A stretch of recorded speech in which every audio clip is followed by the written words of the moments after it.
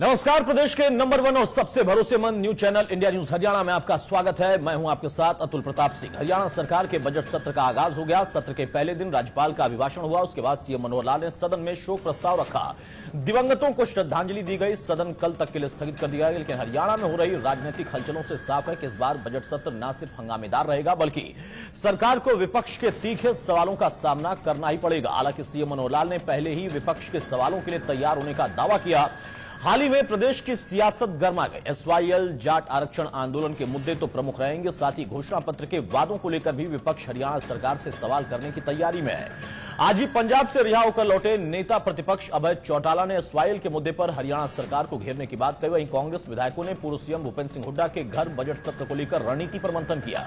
हालांकि कांग्रेस की इस बैठक में अंदरूनी फूट भी खुलकर उजागर हुई। बैठक के दौरान कांग्रेस विधायकों ने कांग्रेस के केंद्रीय आलाकमान से प्रदेश कांग्रेस में बड़े बदलाव की मांग करने की बात कही।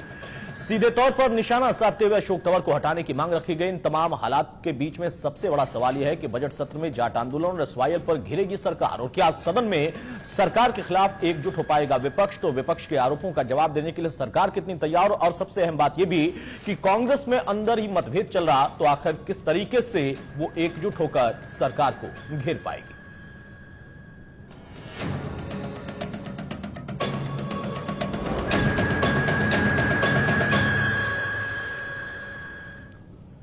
तो बजट सत्र में जाट आंदोलन और एसवाईएल पर घिरेगी सरकार, यही सबसे अहम सवाल है। क्या सदन में सरकार के खिलाफ एकजुट हो पाएगा विपक्ष, ये दूसरा हमारा अहम सवाल। सबसे पहला सवाल कि बजट सत्र में जाट आंदोलन, एसवाईएल तमाम मसले सुर्खियों में रहेंगे, और इस पर किस तरीके से एकजुटता के साथ सदन में सरकार के खिलाफ विपक्ष अपनी एकजुटता दिखाएगा और घेर पाएगा। कांग्रेस में जो चल रहा अपना खुद का मतभेद, जो नेतृत्व को बदलने की मांग हो रही है, उसमें कितना अब यहां पर प्रभाव उसका पड़ेगा, क्योंकि जब खुद एकजुट नहीं है तो आखिर किस प्रभावी ढंग से वो सरकार को घेरने का काम करेंगे। और इन तमाम सवालों के बीच में अहम सवाल यह भी है कि आखिर कैसे सरकार इन सवालों का जवाब दे पाएगी। तो सबसे पहले हम आपको सुनाते हैं कि सीएम मनोहर लाल ने बजट सत्र को लेकर क्या कहा और एसवाईएल पर इनेलो के रुख को लेकर क्या कटाक्ष किया। की चर्चा लेकर के, क्योंकि विपक्ष वाले विषय जो अपने उठाएंगे तो उनकी अपनी बात जब आएगी तब सामने रखेंगे, लेकिन संभावित सब विषयों के ऊपर हमारे विधायकों की सारी तैयारी है और सत्र जो है वो ठीक से चलेगा। उसकी आज सवेरे बिजनेस एडवाइजरी कमेटी में भी हमने तय कर लिया कि 10 तारीख तक ये सत्र चलेगा। सब लोग एकजुट होकर के, और पार्टी में जो सत्ता पक्ष का एक विषय होता है, उनका जो पक्ष होता है सत्ता पक्ष का, वो अपने हिसाब से सपाते रखेंगे। विपक्ष का काम होता है अपने मुद्दे उठाना, हम लोग उसको कर लेंगे। प्राइम मिनिस्टर की अपनी व्यस्तताएं होती हैं, जब उनको समय मिलेगा जब जाकर देख करके बात करके आएंगे। हम राष्ट्रपति के पास भी आकर गए थे और उनसे भी हमने बात की है। और इस सारे विषय में चूंकि मुझे लगता है कोर्ट जो है अब जिस प्रकार के फैसले दे रहा है, 2 मार्च को सुप्रीम कोर्ट में ये निर्णय आने वाला है, और हम ऐसा मान करके चलते हैं कि सुप्रीम कोर्ट की ओर से जो निर्णय है हरियाणा पक्ष में जैसे पहले आया है उसी प्रकार से इसका एग्जीक्यूशन हम चाहते हैं। जैसे ही विषय सिरे चढ़े और आगे बढ़े, हम इसमें किसी प्रकार का ऐसा कोई वातावरण नहीं बनाना चाहते संघर्ष का या इस प्रकार का कोई आंदोलनात्मक कार्रवाई करके, ताकि कोर्ट को भी इसका कहीं ये मुद्दा इस प्रकार से न जाए कि जब हम फैसला दे रहे हैं तो उसमें अड़चन न बने किसी प्रकार की। और मैं तो यहाँ तक कहूंगा कि इन लोगों को भी धैर्य रखना चाहिए, कहीं ऐसा ना हो कि इस प्रकार के गतिविधियों के कारण से और कोर्ट में ही कोई उल्टा निर्णय आ जाए, ये कहीं उसको रोड़ा न बना दे। विरोध इस प्रकार का अगर जिस प्रकार का प्रकट कर रहे हैं, ये मुझे कई बार शंका होती है कि एसवाईएल को लाना भी चाहते हैं। अब आपको सुनाते हैं कि आखिर विपक्ष बजट सत्र को लेकर किस रणनीति की तैयारी कर रहा था, क्या उनकी रणनीति है। पहले तो हम सरकार को सेशन में घेरने का काम करेंगे, सरकार से जवाब तलब करेंगे, सरकार से सारी बातें पूछेंगे, केवल एसवाईएल को लेकर के नहीं, बल्कि आज बहुत से ऐसे मुद्दे हैं जिन पे भी हम सरकार को घेरने का काम करेंगे, सरकार से पूछने का काम करेंगे। आज चाहे जाट आरक्षण आंदोलन है, चाहे आज कोई टीचर्स का मामला है जो आज स्ट्राइकों पे बैठे हैं, चाहे कोई कर्मचारियों के इश्यूज हैं, चाहे कोई जमीनों के घोटाले हैं। मैंने पिछले दिनों प्रेस कॉन्फ्रेंस में खुल करके आपसे कहा था कि ये तो भारतीय जनता पार्टी के लोग कांग्रेस से भी 4 कदम आगे निकल गए। बजट अगर पिछली बार की तरह जन विरोधी बजट आया, नीरस बजट आया, तो उसका विरोध किया जाएगा। हाँ, कोई गरीब आदमी के लिए, किसान के हित में, गरीब आदमी के लिए कोई ऐसी लेके आए उनके लाभ की बात, उनके हित की बात है, तो उसको हम उसका अप्रिसिएशन भी करेंगे। लेकिन मेरे को उम्मीद नहीं है इस सरकार से, क्योंकि इससे सारी उम्मीदें जो हैं लोग विफल सरकार हो चुकी है, सब लोग नाउम्मीद हो चुकी है इस सरकार से। जिस प्रकार से 2.5 साल के अंदर अंदर हर वर्ग इस सरकार से विमुख है, और मेरा भी राजनीतिक तजर्बा बहुत है। जितनी जल्दी लोग इस सरकार से विमुख हुए हैं, इतने पहले मैंने कभी विमुख होते नहीं देखे। जो इंडियन नेशनल लोकदल का ड्रामा है उसको भी एक्सपोज करेंगे। इंडियन नेशनल लोकदल के लोग पंजाब सरकार से माफी मांग के भाग आए हैं।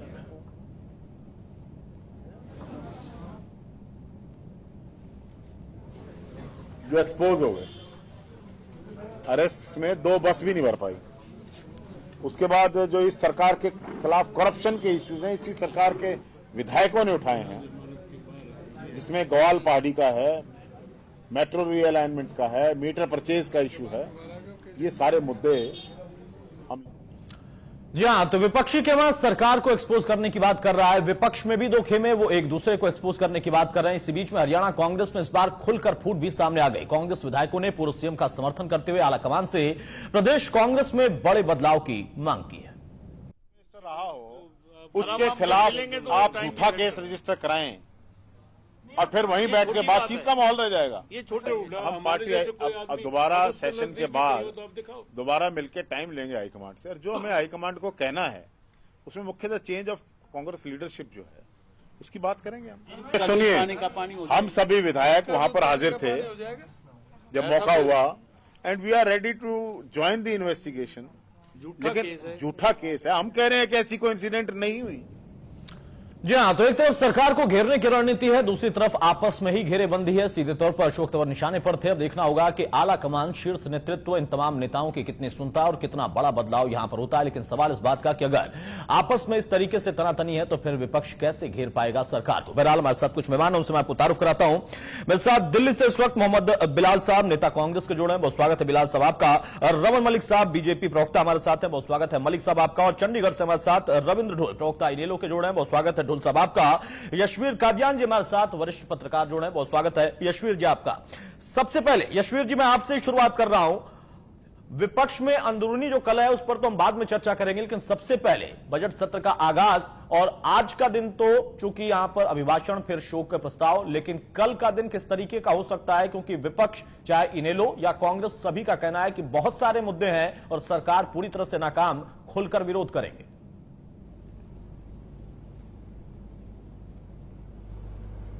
अतुल, कल राज्यपाल के अभिभाषण पे चर्चा शुरू होगी और विपक्ष के नेता अभय सिंह चौटाला कल सदन में अपनी बात कह सकते हैं। इसके अलावा कांग्रेस की तरफ से भी सरकार के घेरने की कोशिश की जाएगी।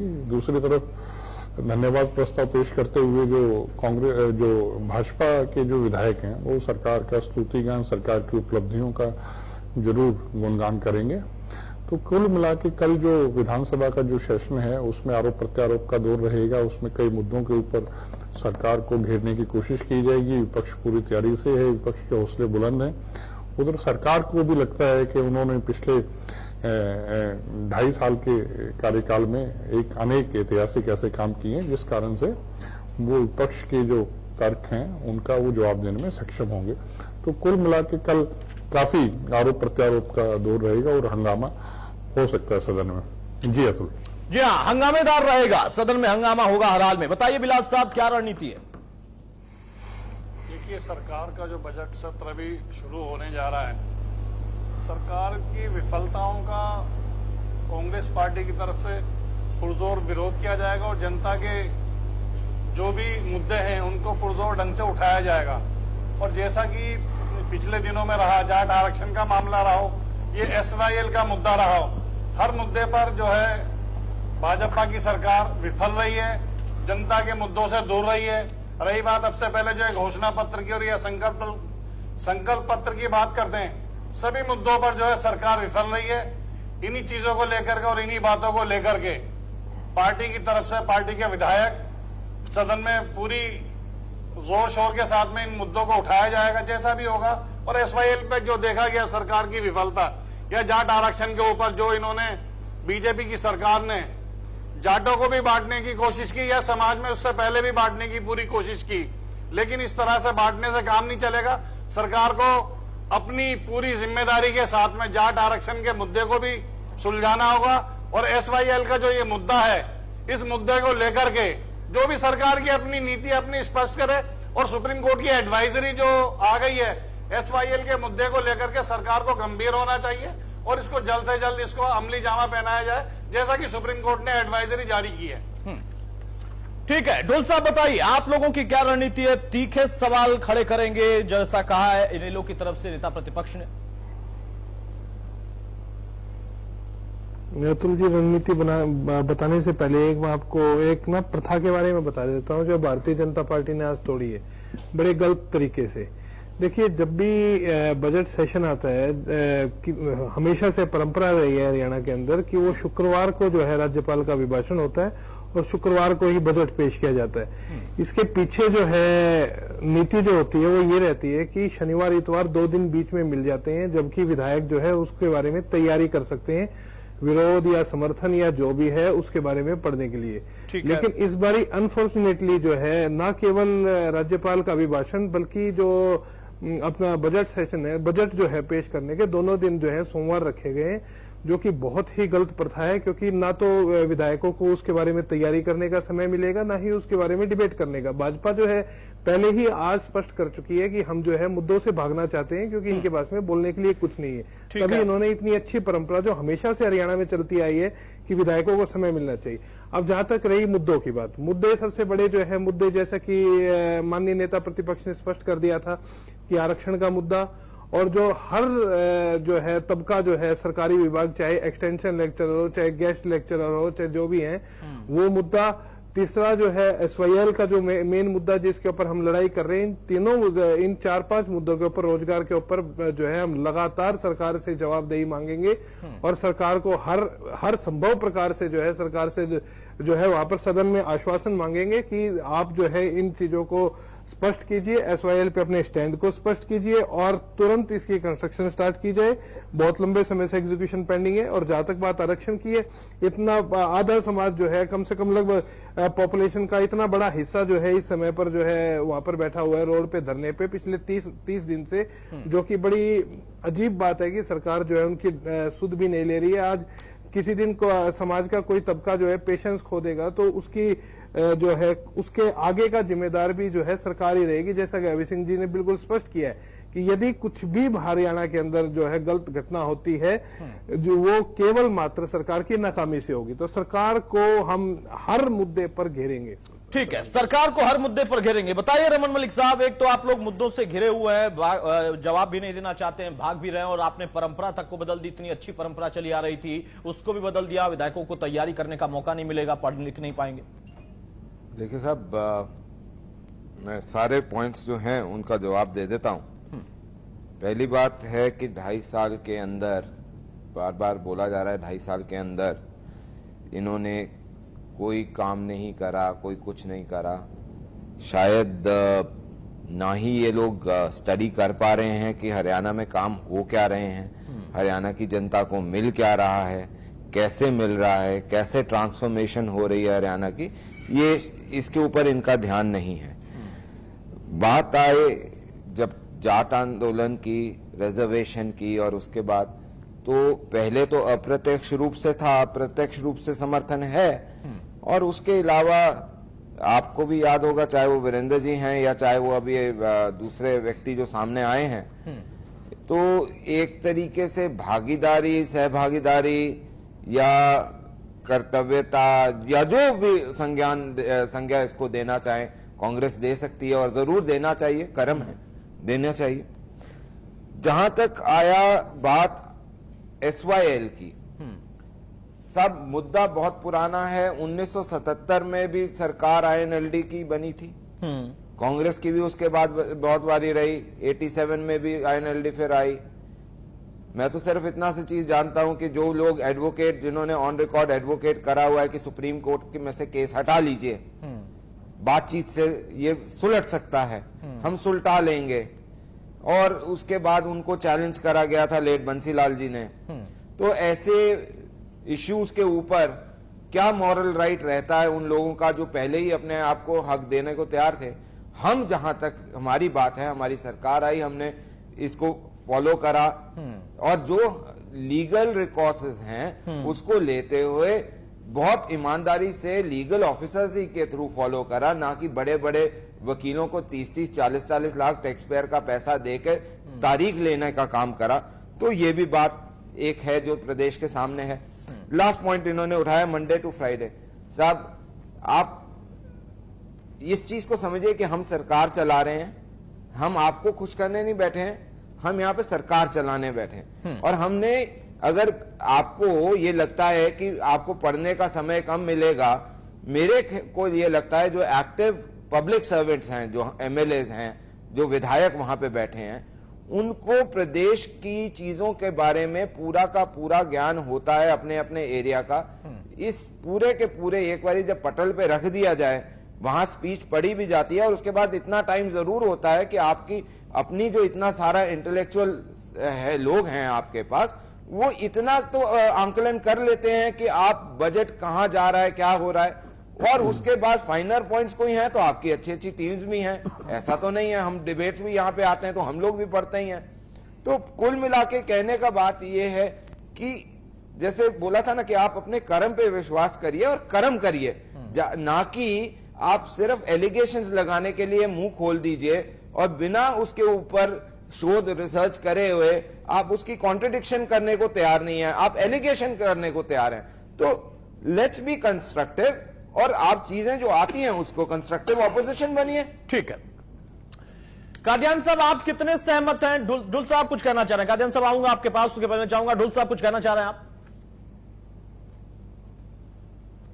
नहीं, मैं प्रथा की बात कर रहा था, जैसे रमन मलिक जी ने बताया है कि मैं समझ नहीं पा रहा हूं इनके किसी भी आर्गुमेंट से मैं समझ नहीं पा रहा हूं कि हरियाणा की विधानसभा में 50 साल से जो चलती आ रही प्रथा को इन्होंने किस लिए बदला है और क्या मजबूरियां रही हैं कि ये शुक्रवार को बजट सेशन शुरू करने की जगह इन्होंने सोमवार से शुरू किया।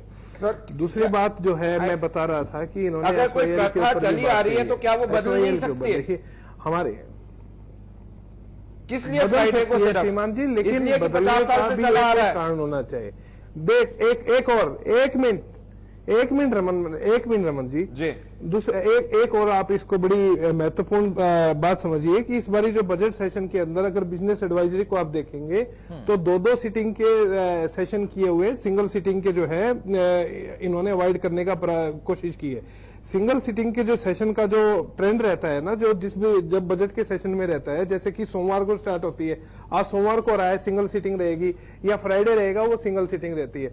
वो जो है सिंगल सिटिंग जो दी जाती है सोमवार की खास करके ये दी जाती है आपके विधायकों को जो है मुद्दों के ऊपर जो है अपनी फीडबैक लेने के लिए, और फीडबैक लेने के बाद में जो है उसको आगे जाकर के आर्ग्यू करने के लिए।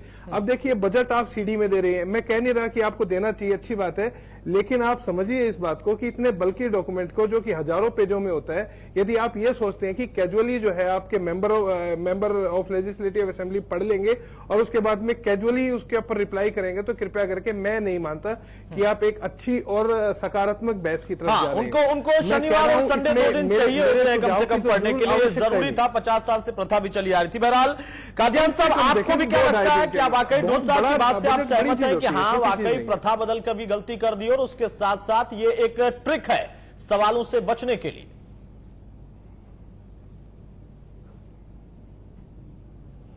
तो इसमें दोनों ही बातें हैं।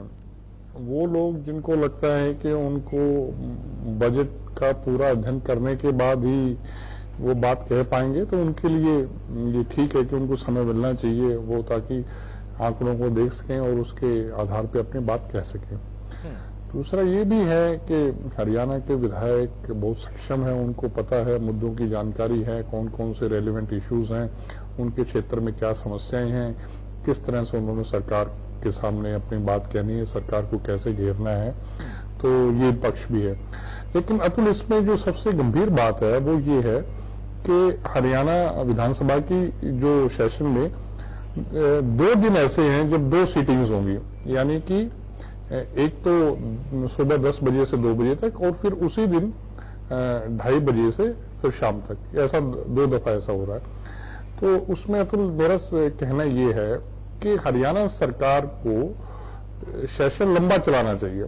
आराम से विधायकों को अपनी बात कहने का अवसर मुहैया कराया जाना चाहिए। कुछ ऐसा तो है नहीं, सरकार के पास बहुमत है कि सरकार गिर जाएगी या कुछ है, उनको ऐसी कोई दिक्कत है। तो सरकार को चाहिए कि पर्याप्त समय विधायकों को दे और सेशन को लंबा चलाया जाए, बजाय इसके कि ये दिन की 2 सीटिंग कर रहे हैं। क्यों ना इस सदन की जो अवधि है वो बढ़ा दी जाए, जिससे कि सत्ता और विपक्ष के जो विधायक हैं वो खुल के अपनी बात कह सकें। अतुल, ऐसा भी देखने में आया है कि हरियाणा में जो विधानसभा की जो सीटिंग्स हैं, जो मीटिंग्स हैं, वो बड़ी कम होती हैं। और ये कोई ऐसा नहीं है कि कोई भाजपा सरकार ने ही ऐसा किया। उससे पहले कांग्रेस सरकार के समय में, उससे पहले इनेलो सरकार के समय में, और उससे पहले जब हवीप और भाजपा की सरकार थी, या उससे पहले जब कांग्रेस की सरकार थी, तो सभी सरकारों के समय में एक ये इस तरह की रही है कि विधानसभा की सीटिंग कम से कम रखी जाए। तो अब भाजपा जो ये बात करती है कि वो पार्टी विद ए डिफरेंस है, तो उनके पास ये मौका जरूर है कि वो इन परंपराओं को बदलें। और ये तो परंपराओं को बदलते भी है, जैसा मलिक साहब कह रहे हैं कि कोई प्रथा चली आ रही है तो क्या बदल नहीं सकते उसको। बिल्कुल सही कहा कादियान साहब आपने कि अगर कुछ ऐसी दिक्कतें हैं जो कमियां थी पुरानी सरकार, एक लाइन और बता दो। एक लाइन साहब मैं आपके भी पास आ रहा हूं, उसके बाद रमन मलिक साहब से जवाब दूंगा। बोलिए।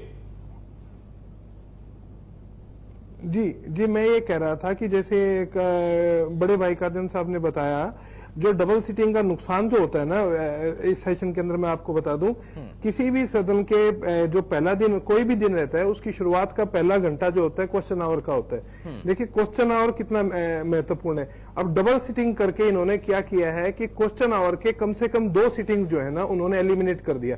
यदि वो सिंगल सीटिंग का रहता या फिर डबल सीटिंग वाले जो है डेज एक्स्ट्रा रहते, तो उस परिस्थिति में जो है विधायकों को कम से कम इन डबल सीटिंग में से भी 2 घंटे एक्स्ट्रा मिलते, एक घंटा। अब विधायकों के पास इतने प्रश्न इन्होंने लगाए हुए हैं, इन्होंने कम से कम जो है 500 में से 350 क्वेश्चन लगाए, 150 क्वेश्चन तो उन्होंने रिजेक्ट कर दिए।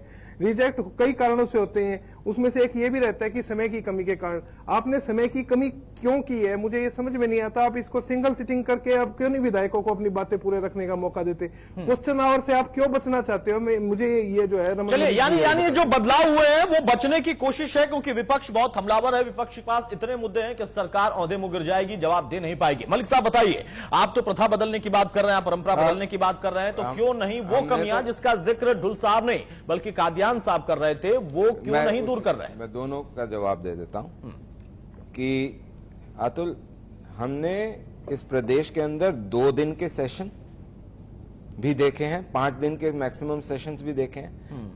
हमने औपचारिकता के नाम पे 1 आध दिन 2 दिन के सेशन करके उसको खत्म करने की प्रथा भी देखी है। तो ऐसा तो नहीं है कि हमने ये इस तरह की जिसे बोलना चाहिए सफोकेशन ऑफ डेमोक्रेसी ना देखी हो। हम वो काम नहीं कर रहे।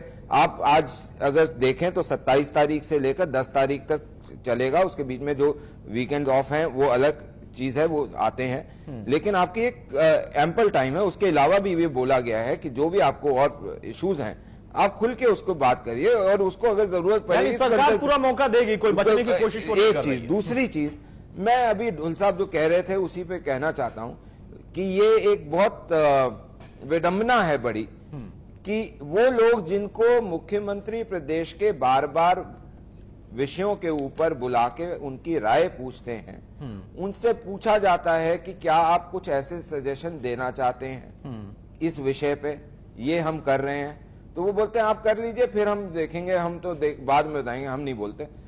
और ये वही लोग हैं जब इनसे पूछा गया कि जी आप हमारे कुछ व्यक्ति हो जाएंगे, कुछ आपके, कुछ कांग्रेस के, यहाँ पे डिस्कस भी हुआ था वो इशू कि उसके ऊपर आप कमेटी बनाइए, विषय को देखें, जाके एक एक जगह वेरीफाई करें।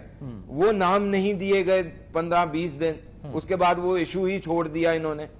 तो बात कहने की ये है कि अगर आप सकारात्मक विपक्ष की भूमिका निभाना चाहते हैं तो आपके पास करने को बहुत कुछ है, वरना तो ये SYL का कुदाल और वो वो बनना और वो बोतल में कावड़ में पानी लाना सब कुछ हो सकता है। यानी विपक्ष के पास मुद्दे नहीं है, इसलिए मुद्दे सिर्फ और सिर्फ इधर उधर से खोद कर निकाले। बहरहाल एक छोटा सा ब्रेक लेना है, ब्रेक के उस पार हम लौटेंगे तो चर्चा है कि सरकार की अपनी रणनीति तैयार है, विपक्ष भी बेहद हमलावर है, लेकिन क्या विपक्ष में वो धार है? वो धार दिखाई दे रही है, क्योंकि विपक्ष में दो खेमों की अगर बात करें तो वो एक दूसरे को एक्सपोज करने में लगे हुए हैं। तो क्या विपक्ष की ये एकजुटता ना होना ये सरकार के फायदेमंद की बात होगी, और कितना प्रभाव डाल पाएगा विपक्ष? क्योंकि जिन मुद्दों का यहां पर जिक्र हो रहा, ऐसा नहीं कि सरकार के आने के बाद वो मुद्दे उठे हैं, लंबे समय से मुद्दे चलते आए, लेकिन चूंकि अब सत्ता में बीजेपी है तो जवाब उसको देना होगा। एक छोटा सा ब्रेक, जल्द आते हैं।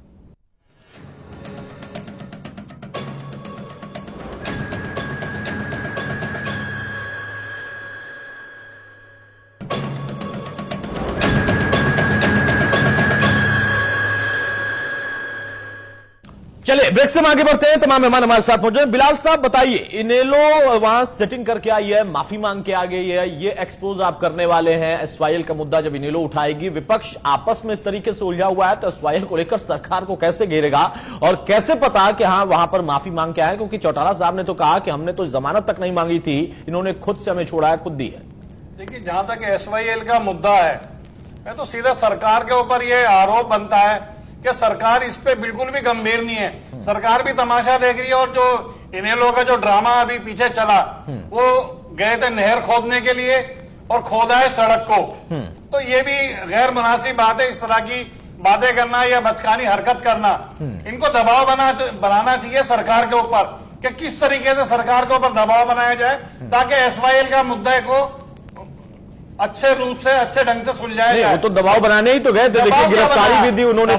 ये तो सिर्फ अपनी राजनीतिक जो इनकी अपना इकट्ठा करने का जो इनकी अस्तित्व की जो लड़ाई है, ठीक है, ये मुख्य विपक्षी दल है, लेकिन मुख्य विपक्षी दल को ये सोचना चाहिए कि किस तरीके से मुद्दे को उठाया जाए। अब ये गए, अब इस तरीके से बात नहीं है ना, वही नहर खोदने गए थे, धारा 144 वहां लगी हुई है, कानून का भी सम्मान आपको करना है, लेकिन वो आप तो उल्टा सड़क को खोदा है। कहा नखूनों से आप नहर खोदने की बात कर रहे थे, तो इनको भी गंभीर होकर के चलना होगा। लेकिन मैं ये कहना चाहूंगा सरकार को भी, ये गंभीरता दिखाए सरकार। और देखिए सीधी बात है, जब सुप्रीम कोर्ट की ये कहते हैं भाई कानून के, अभी हमारे रमन भाई कह रहे थे कि भाई हमने 30-30, 40-40 लाख रुपए के वकील खड़े किए, बहुत अच्छी बात है, आप जनता के मुद्दे को उठाइए और सुलझाने के काम करिए। लेकिन मैं ये कहता हूँ जब सुप्रीम कोर्ट, सर आपने नहीं सुप्रीम कोर्ट आपने खड़े करे सर, मैंने अपने ऊपर नहीं बोला। नहीं, आपने जब बोला आपने, चलिए हमने खड़े किया, आपने माना, और वो भी सारे कांग्रेस के पृष्ठभूमि वाले। आप कितने गंभीर हैं, आप ये देखिए, हमने तो लॉ ऑफिसर से कर दिया काम सर। कोर्ट की जब एडवाइस आप 10 साल में नहीं कर रहे, हमने कर दिया। आप कभी 2.5 साल की बात करते हैं, 10 साल में इतने काम किए। आप तो जो हमारी काम किए हुए थे, जो हमारे निर्णय थे, आप तो उनको लागू कर रहे हैं। कभी आप उम्र के घटाने का काम करते हैं, कभी कुछ करते हैं, कभी, और वो ले दे करके आप हमारे कामों को ही सीधा करने में लगे हुए, जो भी हमारे काम थे और जो अभी तक की जो योजना है, आप तो उनको पूरा नहीं कर पा रहे। ठीक है, लेकिन इनेलो को आप जो कह रहे हैं कि इनेलो ना सिर्फ ड्रामा कर रही थी बल्कि सेटिंग करके आई, माफी मांग के आई, ये तो खेल लगाने वाली साहब बताइए, ऐसे होगा तो कैसे होगा? एसवाईएल का मुद्दा प्रतिपक्ष के नेता उठाएंगे और कांग्रेस कहेगी कि ये देखिए सिर्फ ड्रामा है, तो विपक्ष का ये रुख होगा, क्योंकि विपक्ष एकजुट नहीं दिख रहा, तो सरकार कहां दबाव में आने वाली? उल्टा सरकार ये कह देगी कि आप लोग आपस में पहले लड़ लीजिए, उसके बाद देखेंगे। देखिए अतुल जी, सीधी बात है, हमारी तरफ से घोषणा हो चुकी है कि अभी इस मामले को हम यहाँ, ऐसा तो है नहीं कि फुल स्टॉप हो गया, दबाव बनाने की राजनीति हमारी है, बिल्कुल हम चाहते हैं कि दबाव बने और हमें हक है इसके ऊपर, एक प्रमुख विपक्षी दल के ऊपर के रहते। आज हमने ये भी कहा है कि हम जो है प्रधानमंत्री को चिट्ठी लिखेंगे, हमने लिख भी दी है, और साथ में ये भी कहा है हम भाजपा के साथ नहीं जाएंगे, हम अलग से जाकर के प्रधानमंत्री जी से मिलेंगे, क्योंकि मुख्यमंत्री जी ढाई महीने से असफल हुए हैं ये करने में। 15 मार्च से हमने कहा है कि हम पे संसद का घेराव भी करेंगे। तो ऐसा नहीं है कि जो है हम दबाव बनाने की राजनीति, दबाव बनाने का हम प्रयास नहीं कर रहे। ये कांग्रेस को चाहिए, कांग्रेस ये बताए कि ये किस प्रकार से दबाव बनाएगी। दूसरी बात ये कि हमारे एजेंडे में बिल्कुल स्पष्ट है, पहला जो मामला हमारे एजेंडे में वो आरक्षण का है, क्योंकि वो उसकी अर्जेंट आवश्यकता है। हरियाणा के अंदर, और हमने समर्थन भी दिया है। हमारा बिल्कुल स्पष्ट रूप से कहना है कि सरकार बीच में आए, इंटरवीन करे, तुरंत प्रभाव से इस मामले को समाप्त किया जाए। दूसरा जो सबसे बड़ा एजेंडा है वो हमारा SYL है।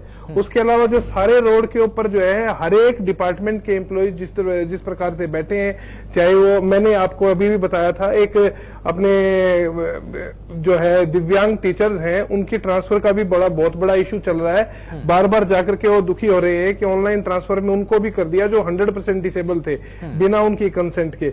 इस प्रकार के हमारे पास में 50 मुद्दे हैं। ऐसा नहीं है कि हमारे पास मुद्दों की कमी है। हाँ, ये है कि कांग्रेस किस प्रकार से प्रमुख विपक्षी दल के साथ में खड़ी होती है, ये कांग्रेस को डिसाइड करना है। लेकिन इनका आरोप है कि आप लोगों ने जाकर माफी मांग ली, सिर्फ ड्रामा किया, गिरफ्तारी का ड्रामा, फिर उसके बाद माफी मांग कर चले आए। साबित करें, ये साबित करें, इनके आरोप को साबित तो करें। हमने तो और भी आगे कह दिया, हमने तो संसद को घेराव करने की। बताइए बिलाल साहब, बताइए ऐसे आरोप हमारे साथ में अपराधी है, इस गंभीर मुद्दे पर आप इतने गंभीर हैं, वो भी इतने गंभीर हैं, तो एक साथ गंभीरता की बात कहूंगा कि आप मुख्य विपक्षी दल हैं, मुख्य विपक्षी दल की भूमिका निभाइए। अब ये सदन बजट सत्र चल रहा है, इसमें आप दबाव बनाइए और साथ लीजिए सबको अपने। कौन आपको रोक रहा है दबाव बनाने से? दबाव बनाएंगे। और आपके तो मैं तो ये कहूंगा, हमने कब कहा पुराने साथी रहे बिलाल जी, हमने कब कहा दबाव नहीं बनाएंगे? पुरानी दोस्ती के नाते बिलाल जी, हमने कब कहा है? ये सेटिंग मत करिए। आपकी तो पार्टी के नेता ने एग्रीमेंट बनाया है, हाल में मुनासिब नहीं है। बिलाल जी, आपकी तो पार्टी के नेता ने बनाया है। ये आपकी पार्टी के नेता ने बनाया है। नहीं, हमारी पार्टी के नेता। बिलाल जी, आप जज मत बताइए, आपकी पार्टी के नेता ने बनाया एग्रीमेंट। आप नहीं, क्यों? ये जो आप कर रहे हैं, कैप्टन अमरिंदर सिंह विदेशी पार्टी के नेता हैं जिन्होंने एग्रीमेंट को रद्द किया। कहते थे कि हम क्या है, आप ये बताएं कि क्या आपकी पार्टी के हैं या नहीं है, ये बताइए।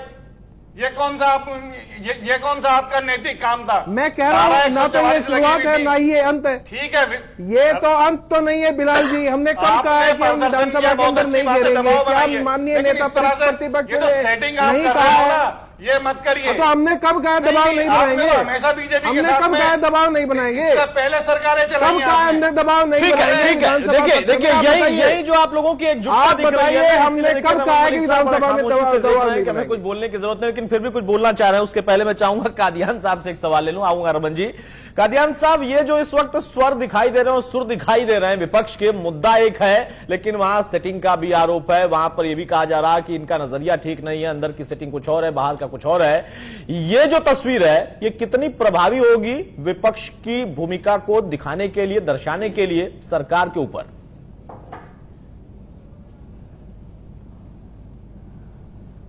अतुल, देखिए, कई तरह से विधानसभा सेशन के अंदर और बाहर लड़ाई लड़ी जाएगी।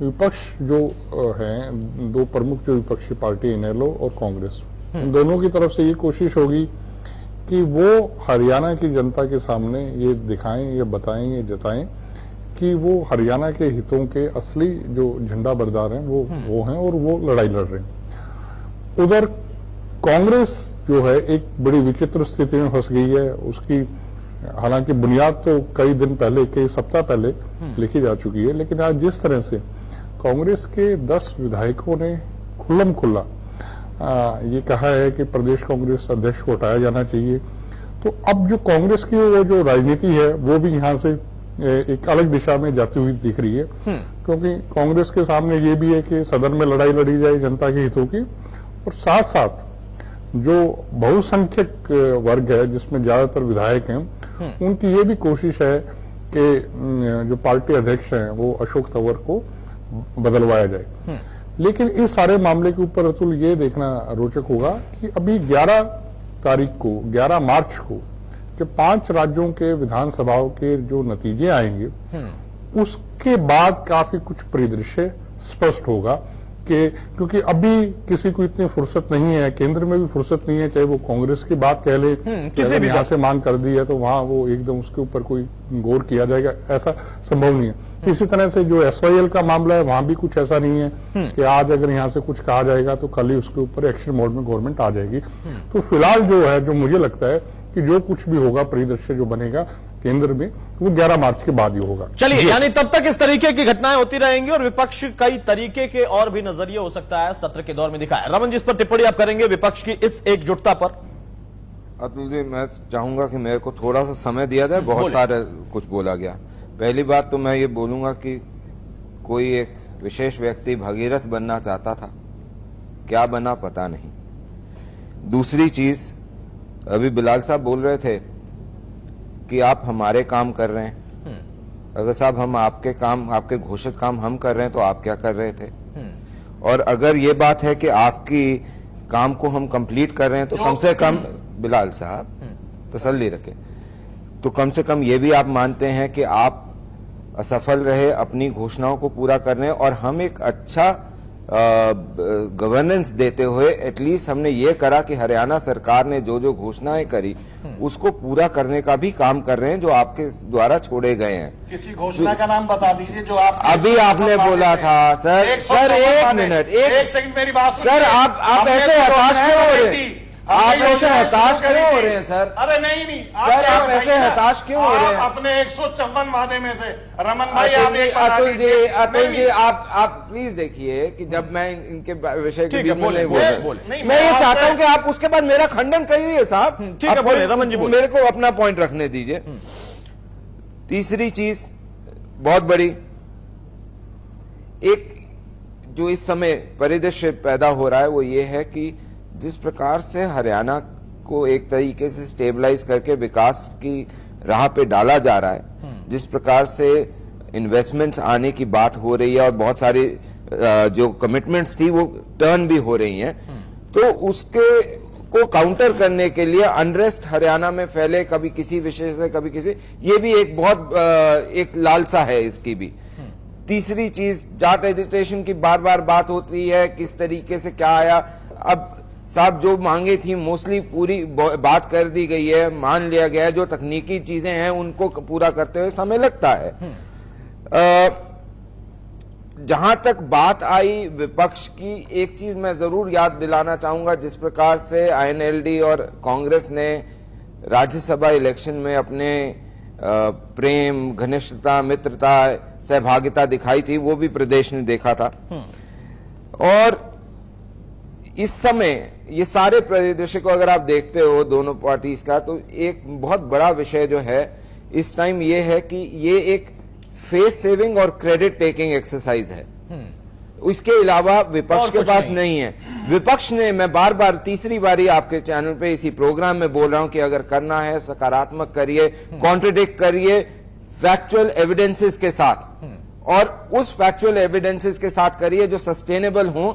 और ये देखिए कि ये सरकार, अगर कोई ऐसा विषय होता है जिसमें कोई अपना भी दागी होगा तो उसको भी बख्शेगी नहीं, क्योंकि हरियाणा के लोगों को समर्पित है सरकार। चलिए, आपका फिर से कहना है तीसरी चौथी बार कि इनके पास कोई मुद्दा नहीं है, सिर्फ मुद्दे इधर उधर से निकालने की कवायद है। बहुत छोटी सी प्रतिक्रिया, बिलाल साहब क्या कहेंगे, कुछ कहना चाह रहे हैं? ये अभी हमारे रमन भाई कह रहे थे कि अभी जो घोषणाएं इन्होंने, जैसे जाट आरक्षण को ले लीजिए, इन्होंने बहुत अच्छी बात है, पहले तो खुद घोषणा करते हैं, फिर ये अफसरों की कमेटी बनाते हैं। उन अफसरों से जो एजिटेशन कर रहा है जाट समाज, वो बात करने के लिए तैयार नहीं। कौन सी घोषणा पूरी की है? पहले ये कहते थे जो जिनकी मौत हुई है 31-32 आदमी जो भी हैं, उनको ये नौकरी देंगे सरकारी। उसके बाद में क्या निकला कि डीसी रेट पे लगाएंगे। भाई डीसी रेट पे लगाएंगे, कौन सा ये एहसान कर रहे हैं? और उसके बाद में मुआवजे की बात, किसी भी बात हो, डिमांड की बात में रमन भाई से वादे से ही ये मुखालफत कर रहे हैं। मैं अदब के दायरे में रमन जी से एक बात कहना चाहूंगा, बीच में मैं टोक रहा था, अपनी टोक रहा, लेकिन एक बात कहूंगा, 154 जो इनकी घोषणाएं थी, जो इनका घोषणा पत्र था, उसमें से एक काम बता दिए तो हमारे काम, हमने तो योजनाएं शुरू ठीक है। नहीं, कांग्रेस के काम भी अगर ये आगे बढ़ा रहे हैं तो बुरा नहीं है। अगर आपकी अच्छी योजनाएं थी उसको भी बढ़ा रहे हैं तो बुरा नहीं है। सरकार ऐसी नहीं होनी चाहिए, जैसे आप कहते हैं कि मनरेगा तो उसको भी बढ़ा रहे हैं, तो यहाँ पर अगर आपकी अच्छी योजनाएं थी तो सरकार बढ़ा रही है। ठीक है, बहरहाल जितनी बातें यहाँ पर रख रहे हैं, एक मिनट कादियान साहब, मेरा सवाल सर, वक्त हमारे पास कम है। कादियान साहब, मैं आपसे जानना चाहता हूं, वैसे तो मुख्य जो विपक्षी दल है वो इनेलो है, लेकिन कांग्रेस कभी मानती नहीं है। वो कहती है कि ये लोग ए और बी टीम है, असल भूमिका हम ही निभा रहे हैं। जो लोग आज बैठकर अपने प्रदेश के नेतृत्व को बदलने की मांग कर रहे थे, लगता है कि ये विपक्ष की भूमिका निभाने की स्थिति में भी हैं, क्योंकि खुद इनके अंदर इतनी कलह चल रही है। वो अलग बात कि आपने पहले ही कह दिया कि 11 तारीख के बाद ही कुछ उस पर होगा या नहीं होगा, लेकिन अभी फिलहाल जो स्थिति है, इनके खुद के सुर लगता है कि एक स्वर में दिखाई देंगे, सुनाई देंगे सदन के अंदर।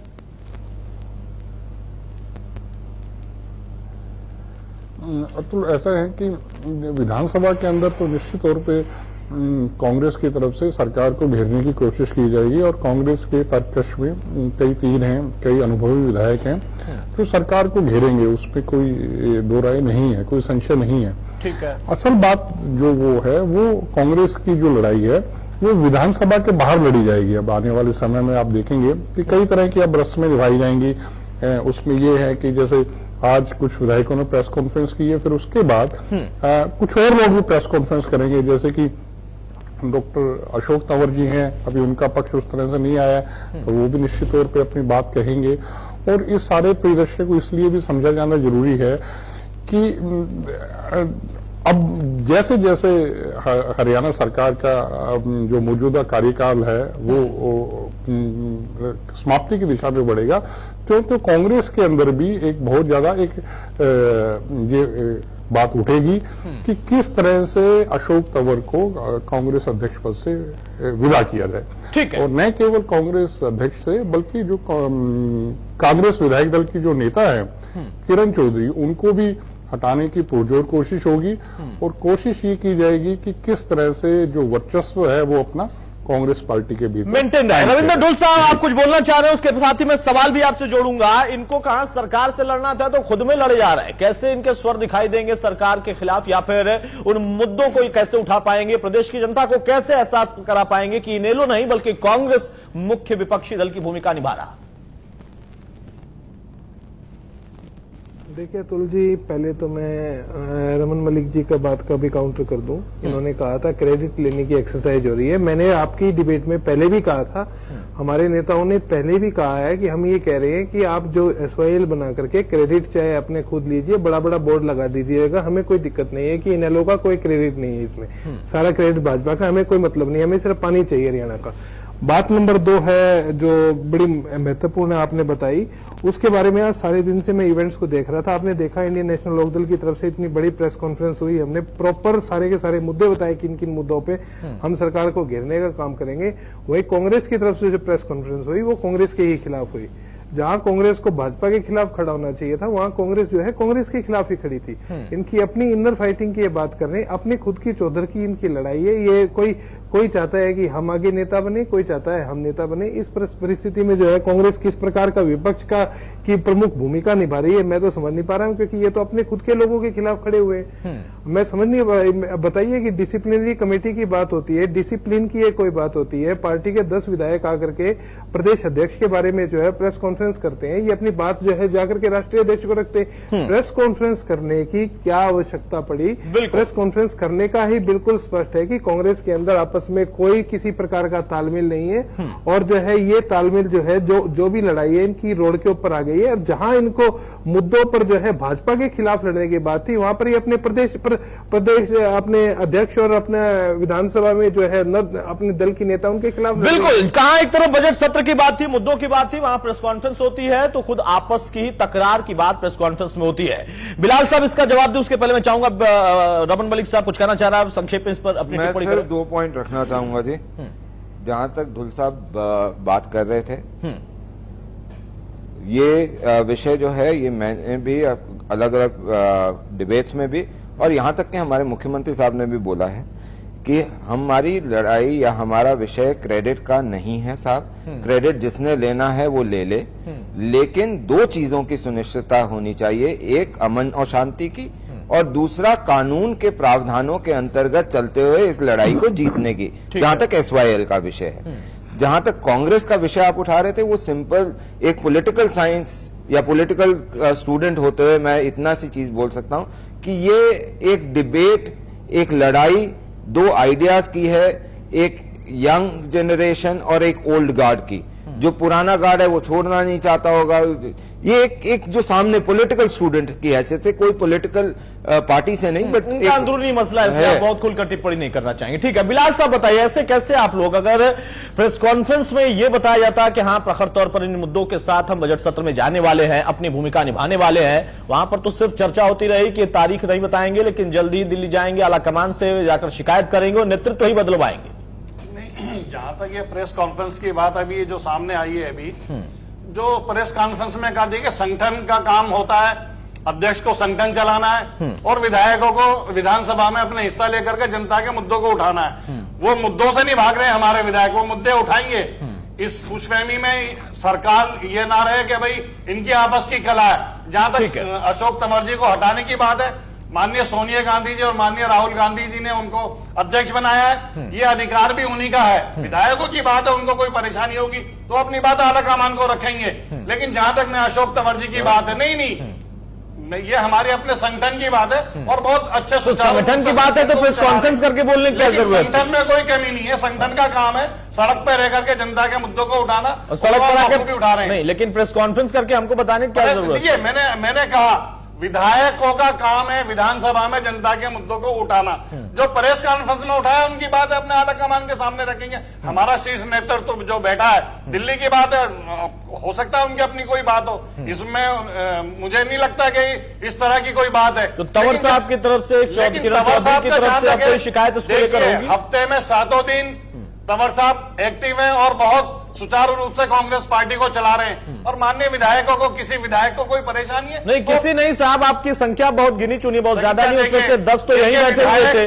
10 तो यहीं बैठे हुए थे, उसके अलावा और जोड़ दीजिए। ये विधायक सबके सब उनको खिलाफ 10 संगठन में से ही निकल करके आए, ऐसा कुछ नहीं है। संगठन ही विधायक बनाता है और ऐसा नहीं है उनको जनता के साहब तंवर साहब के खिलाफ मुझे लगता है 17 में से 14 या 12 होंगे पक्का, क्योंकि 10 तो यहाँ पर दिखाई दे रहे थे। विरोध में पूरा संगठन खड़ा है, पूरा संगठन समय समय पर मीटिंगें होती हैं। विधानसभा में अध्यक्ष जी का काम नहीं है, अध्यक्ष जी का काम है संगठन को चलाना, वो बड़े सुचारू रूप से चला रहे हैं और बखूबी संगठन चल रहा है, इसमें कोई दो राय नहीं है। तंवर साहब के खिलाफ पूरा संगठन खड़ा है, तंवर साहब के खिलाफ नहीं है, अभी क्या बात? नहीं, आपने संगठन सुचारू रूप से चल रहा है। अतुल भाई, आप बातों को नहीं, सर, मैंने भी नहीं सुना, रिकॉर्ड है, आपने आपके सुनने से कुछ नहीं कहा। सर, मैंने भी नहीं सुना। रमन मलिक साहब आपने नहीं सुना? मैंने साहब आपने नहीं सुना? साहब मैंने अलग सुना क्या? फिर दोबारा अपनी बात को दोहराऊंगा। साहब आपने लाइन सुनी कि नहीं सुनी? सुचारू रूप से ढंग से काम कर रहा है, विधायकों का काम है विधानसभा में देने की बात कर रहे हैं तुलसी, ये तो।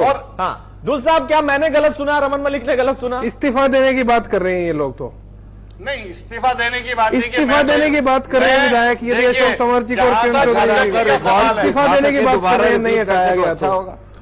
खैर समस्या मैं फाइनल कमेंट की तरफ जाऊंगा। कादियान साहब, आप ऑन रिकॉर्ड दिखा दीजिए, मैं आऊंगा सर आपके पास। कादियान साहब, बहुत संक्षेप में बताइए, जिस तरीके से इस प्रेस कॉन्फ्रेंस को करके एक तरफ सरकार को घेरने की बात छोटी मोटी की गई, उसके साथ साथ अपना जो अंतर विरोध है खुलकर जाहिर किया गया इन तमाम परिस्थितियों में, और इनेलो का अपना एक अलग जो रुख दिखाई दिया है, उन तमाम परिस्थितियों में हम कैसे देखें कि सत्र और सत्र के साथ साथ सदन के बाहर इन विपक्षी दलों का नजरिया क्या दिखेगा आने वाले दिनों में?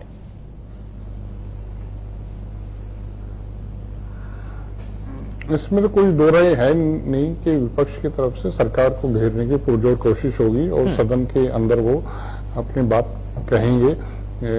सरकार को भी इस बात का अंदाजा है कि बेशक कांग्रेस में कलह की स्थिति है, लेकिन बात जब सदन के अंदर बात कहने की आएगी तो कांग्रेस के लोग भी सरकार के ऊपर हमलावर होंगे और इनेलो के लोग भी हमलावर होंगे।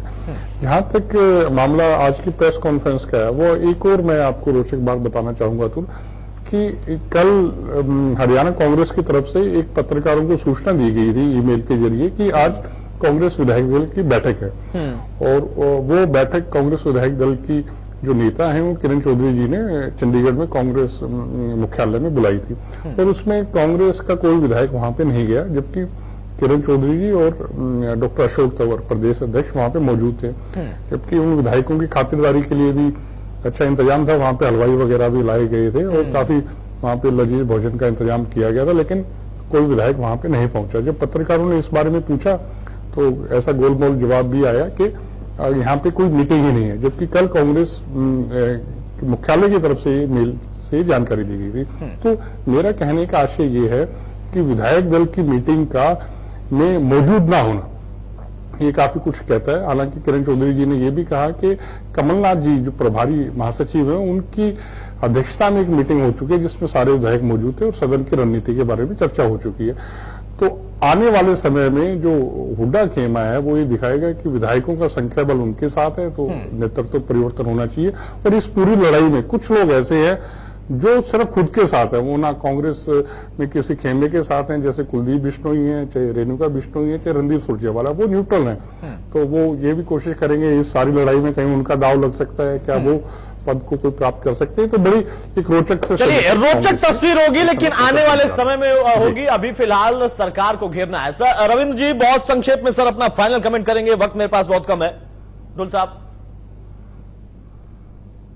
अतुल जी बिल्कुल स्पष्ट बात है कि जब तक हमारे मुद्दों के ऊपर सरकार उत्तर नहीं देगी, हम बिल्कुल स्पष्ट कर चुके हैं, हम सदन की कार्रवाई तक नहीं चलने देंगे। हमें तो हमारा उत्तर चाहिए। हमारे हर एक मुद्दे के ऊपर जो है भाजपा बोले, आश्वासन दे, आश्वस्त करे। हम विधानसभा में किसी भी कीमत पर सरकार को 1% भी रिलैक्सेशन देने के मूड में नहीं।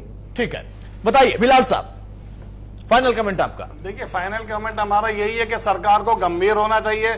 एसवाईएल का मुद्दा हो या जाट आरक्षण की बात हो, इनको जल्द से जल्द सुलझाया जाए। और रही विधानसभा की बात, विधानसभा में पुरजोर ढंग से हमारे जो विधायक हैं, पार्टी के विधायक हैं, जनता के मुद्दों को प्रायोरिटी में रख करके उठाया जाएगा। और जहां तक ये संगठन की बात को लेकर के आ रहे हैं, इस खुशफहमी में सरकार ना रहे, संगठन का काम चलाने का है, अशोक तंवर जी का, विधायकों का काम है विधानसभा में विधानसभा की कार्रवाई चलाने का, लेकिन वो सुचारू रूप से करेंगे और जनता के मुद्दों को बड़े गंभीर होकर के उठाया जाएगा। चलिए सरकार के सामने आप जनता के मुद्दों को उठाएंगे और अपने शीर्ष नेतृत्व के सामने अपने प्रदेश अध्यक्ष के बारे में मुद्दा उठाएंगे, लेकिन उसके लिए इंतजार हमें करना पड़ेगा। रमन मलिक साहब फाइनल कमेंट आपका, क्या रणनीति आप लोग की रहने वाली है, क्योंकि बहुत हमलावर है विपक्ष, बहुत संक्षेप में। सर रणनीति उसको बनाने की बहुत आवश्यकता होती है जिसने कोई ऐसा काम कर रखा हो जो हित में ना हो जनता की, जो जनता का हितैषी हो और साफ गोई से काम करता हो, उसको बहुत सारी रणनीतियों की जरूरत नहीं है। लेकिन मैं यहाँ पे ये भी बताना चाहूंगा दो विषय जो हैं कि एक ढुल साहब को कि आपके प्रवक्ता किसी और एक चैनल पे मेरे साथ बैठ के ये बोले थे कि 25% ही खर्चा है बजट में इस 16-17 के। उनको बोलिएगा कि फिगर चेक करें, 65% खर्च हो चुका है। एक मिनट सर, दूसरी चीज जहां तक कांग्रेस की बात है, कांग्रेस का संगठन जो है, जो मेरे को सामने दिखता है वो ये है कि कांग्रेस का संगठन सोनिया गांधी, राहुल गांधी ने बनाया। जो लोग इसको विरोध कर रहे हैं वो इनडायरेक्टली उन्हीं अपने शीर्ष नेतृत्व का विरोध कर रहे हैं। और तीसरी चीज, गवर्नमेंट हर उस विषय पे, चाहे वो ऑपोजिशन का हो, आईएनएलडी या कांग्रेस का, आश्वासन भी देने को तैयार है, समर्थन भी करने को तैयार है। लेकिन जो 2.5 करोड़ जनता के हित में हो, लेकिन ऐसे किसी चीज के साथ नहीं है जो सिर्फ अपनी राजनीति चमकाने के लिए। ठीक है रमन जी, मैं आपको रोकूंगा, वक्त में पास कम है। बहुत शुक्रिया बिलाल साहब, बहुत शुक्रिया मलिक साहब, ढुल साहब आपका और कादियान साहब आपका। तो कुल मिलाकर सरकार भी तैयार है, विपक्ष भी तैयार है, रणनीति भी तैयार है, लेकिन देखना होगा कि नजारा क्या होगा, क्योंकि सरकार कहती है कि हम काम कर रहे हैं, हमें इनको खुश करने की जरूरत नहीं है, लेकिन विपक्ष कहता है कि बहुत सारे मुद्दे हैं जिस पर सरकार भागने की कोशिश कर रही, भागने नहीं देंगे। नमस्कार।